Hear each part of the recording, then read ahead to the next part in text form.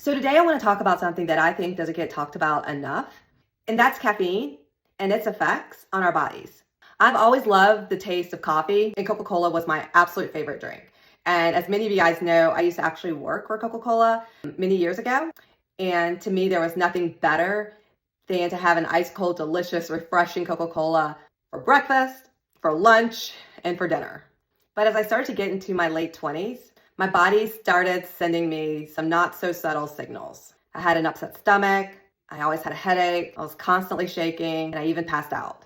My body was basically yelling at me that it couldn't do both sugar and caffeine together anymore.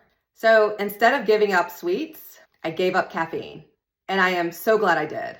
Because now at the age of 50, caffeine can make your menopause symptoms so much worse. So if you're in peri and you're suddenly noticing your morning latte is making you super hot, here's why. Caffeine can trigger hot flashes and night sweats. It can make your sleep struggles even harder.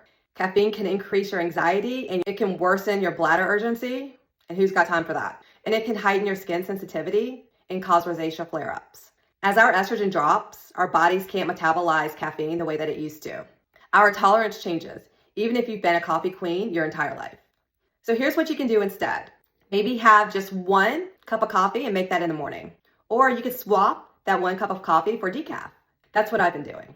Find herbal teas that you actually enjoy. And you can track your symptoms to actually see how caffeine impacts your menopause symptoms. Menopause is changing so much about our bodies. And listening to what our bodies need, it's not about giving up.